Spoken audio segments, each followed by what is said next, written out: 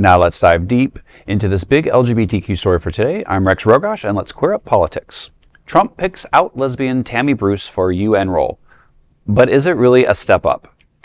President Donald Trump has tapped one of his administration's most visible out officials, Tammy Bruce, for a high-profile role at the United Nations, though some insiders aren't convinced that it's an upward move. Trump announced the pick on Truth Social, calling Bruce a, quote, great patriot, television personality, and best-selling author, end quote. Bruce, a lesbian and former radio host, has served as State Department spokesperson under Secretary of State Marco Rubio since the start of Trump's second term. Bruce's political journey has been anything but typical. Once a liberal activist and the first queer woman to host a national mainstream radio talk show, she led the Los Angeles chapter of the National Organization for Women before parting ways with the group in the 1990s. Over the years, she shifted rightward, joining Fox News and building a reputation as a conservative commentator. Despite the ceremonial weight of the title, former U.S. Deputy UN Ambassador Robert Woods said, quote, given the disdain in MAGA world for anything UN, it's hard to imagine Tammy Bruce's nomination as U.S. Deputy Representative to the UN being seen as a promotion, end quote. If confirmed, Bruce will serve under Ambassador-designate Mike Waltz, whose own move to the UN followed his controversial exit as White House National Security Advisor in wake of Singlegate.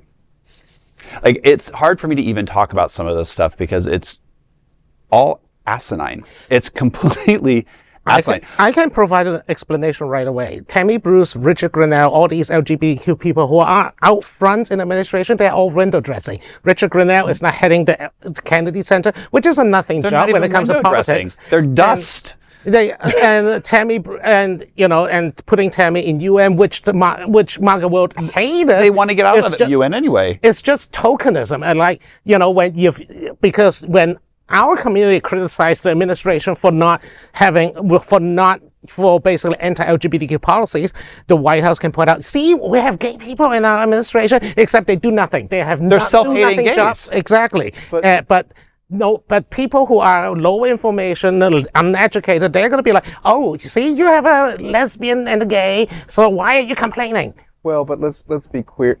Let's be queer here. Let's be clear here. Both Tammy Bruce and Grenell are both has been 100% lacking disappointments. Neither one of them have done anything since the 90s, except be on Fox News. And we also have Scott Bessent, the Treasury Secretary. Well, that's a whole. We're being specific to Tammy Bruce right now. I mean, I am of that generation where I recognize the name, but I had to do homework to figure out who the hell she is, and she's just a 90s version of, a has-been reality star. She created problems for herself with the National Organization of Women. Yep. They asked her to leave because of comments that she made against some I did not know that's he. Yes. So, I did not know that. They asked her to leave. She didn't leave them. They asked her to leave because she caused a controversy when she refused to address a body of black women about concerns they had about the organization and representing the African American community. Oh, Jesus. And people of color. And she just went batshit crazy. Even in the 90s, there was talks in the 90s. And then she got on Fox News, and she just started going further and further and further and further crazy. And she used to be pro-choice. Yeah. Now she's not. And in her own words, she basically said that being a lesbian for her was a choice. That when she was in her relationship, her 1-year relationship with an actress who was 30 years her senior. Correct. Yes, the tea gets piping, people. She said that she looked at her relationship and she said, I could have a relationship with a man, however, I had to have a woman in it. However, I could have a relationship with a woman and didn't have to have a man with it, so I guess I'm a lesbian. So it was a choice. So again, I'm not even going to call them the gays in the cabinet because they are all self-hating, self-loathing. They're not even window dressing. They barely are the lint that gets in the cracks. And these people, I don't know if Tammy is married. I know Richard Grinnell is. I know Scott Bass. She is single, and she has said that she has never been married and will never marry. And you know, when SCOTUS strike down Obergefell, as Trump was hoping that they would, when they were forced to dissolve their marriage, I'm going to stand there and say, you brought it on yourself. Look, they don't want to be in the UN, and they needed someone there, so they threw the lowest body. They threw the body, the lowest fruit. They have to be in the UN for one reason. They need to stay in the Security Council to veto everything. Right.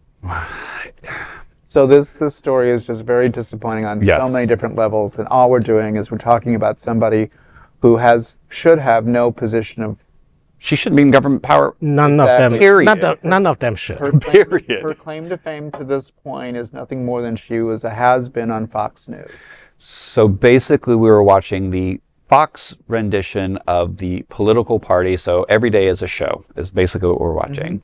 Mm-hmm. So again, that is a big LGBTQ story for today. There is no other queer nonprofit media platform like this in the entire world. Support our LGBTQ stories by subscribing and sharing Queer News Tonight.